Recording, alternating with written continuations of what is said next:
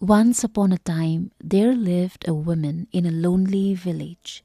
She was expecting a baby soon, but her husband had died before she delivered her child.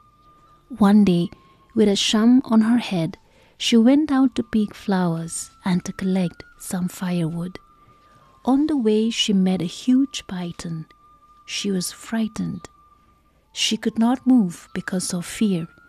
The python was also surprised to see a human being.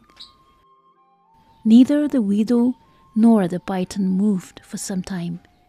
After a while, the widow broke the silence and said, "Oh, great python, I am a helpless woman. I cannot even hunt animals. If I had been a man, I would have fought you," she said. Then she pleaded and requested the python, "Let the child I'm going to bear be a boy, and when he grows up, he will fight you. Let his name be called KAKHUIGAI. When the time comes, I will bring him to you. Wait till then." The python agreed and decided to wait. Then the widow folded a piece of cloth and gave it to the python to lay its head on. The python crawled and rested its head on the folded cloth. The widow came back home happily. After a few days, the widow went to the spot to check whether the python was still there. To her surprise, she found that the python was still waiting. Days and months passed, and the widow finally gave birth to a son. The child was called KAKHUIGAI. As the child grew up, the widow secretly went to see the python. It was still waiting for the boy to grow up and fight him. The widow thanked the python and said, "Oh, revered python, with your blessings, I have given birth to a son. His name is KAKHUIGAI. He is growing up. Please wait till he grows up into a young man. When the time comes, I will bring him to you," she said. Years passed. KAKHUIGAI grew into a strong young man. One day, his mother called him and narrated the story of her encounter with the python. She told him about the promise that she had made to the python. KAKHUIGAI felt sad when the mother narrated the story. Saying this, the widow said lovingly to his son, "KAKHUIGAI, my dear son, don't worry. Consider yourself lucky. It is not an ordinary python. It is a spirit. You will not go alone.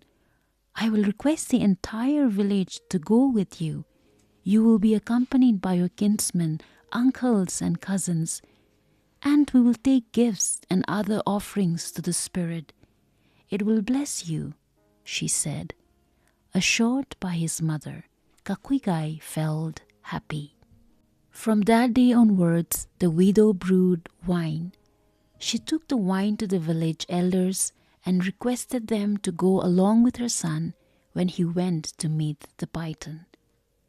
They prepared offerings, crushed ginger, sprouted paddy, herbs, and wine.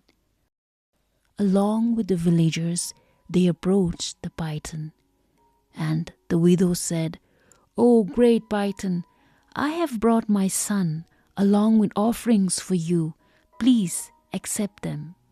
KAKHUIGAI made the offerings, spread a large piece of cloth over the python's head, and prayed loudly, "Oh, revered python, please lead me home." The python slowly raised its head and started to lead KAKHUIGAI and his mother.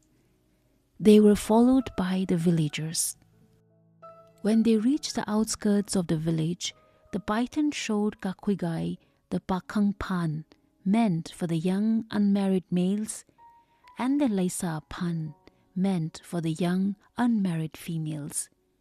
Initiating the rites, the python raised its head on a block of wood that the young man had placed.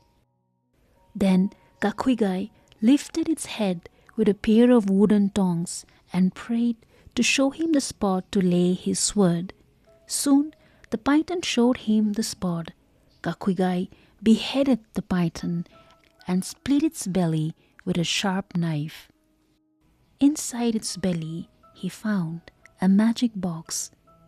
Finishing the rituals, the python was cut into 7 parts, cooked and eaten with a lot of merry-making in the entire village.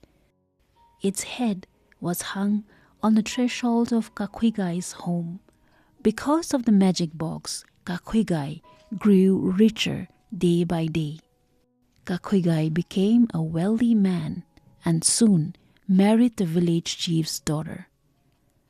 The following year, his wife gave birth to a son. He was named Galsungsung.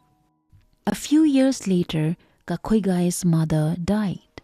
Soon, the magic box became an object of envy and all his relatives tried to steal it. The envious relatives poisoned his family's food.